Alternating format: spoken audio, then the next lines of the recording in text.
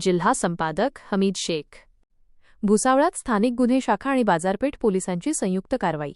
चोरीच्या 3 महागड्या दुचाकी जप्त, 2 आरोपी निष्पन्न। भुसावळ, जळगाव जिल्ह्यात दुचाकी चोरीच्या वाढत्या घटनांना आळा घालण्यासाठी पोलीस अधीक्षक यांच्या सूचनेनुसार राबविण्यात येत असलेल्या मोहिमेला मोठे यश आले आहे।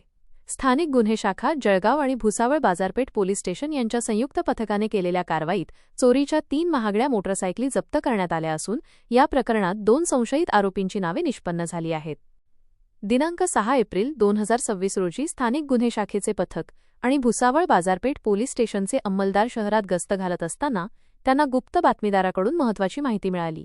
इराण मोहल्ला भागातील रजा टॉवर परिसरात काही संशयित दुचाकी उभ्या असल्याची माहिती मिळताच पथकाने तात्काळ त्या ठिकाणी जाऊन खातरजमा केली।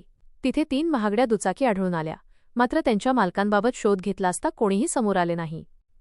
सदर दुचाकी पोलीस स्टेशनला आणून त्यांचे इंजिन आणि चेसिस नंबर तपासले असता या गाड्या मुक्ताईनगर, चोपडा आणि अहिल्यानगर येथील तोफखाना पोलीस स्टेशनच्या हद्दीतून चोरीला गेल्याचे स्पष्ट झाले।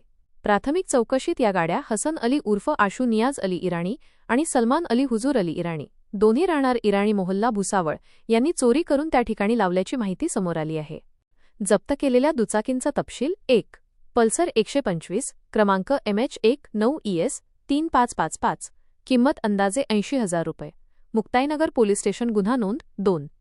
बजाज पल्सर N160, क्रमांक MH19ET 3380, किंमत अंदाजे 60,000 रुपये, चोपडा शहर पोलीस स्टेशन, गुन्हा नोंद 3. KTM ड्यूक 250, क्रमांक MH16DT 7433, किंमत अंदाजे 70,000 रुपये, तोफखाना पोलीस स्टेशन, अहिल्यानगर, गुन्हा नोंद। जप्त करण्यात आलेल्या या तिन्ही दुचाकींची एकूण किंमत 2,10,000 रुपये आहे। सदर यशस्वी कारवाई पोलीस अधीक्षक श्री डॉ.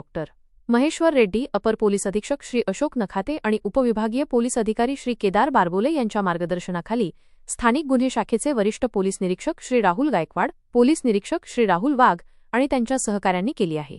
या प्रकरणी पुढील कायदेशीर कारवाई भुसावळ बाजारपेठ पोलीस स्टेशनमार्फत करण्यात येत आहे।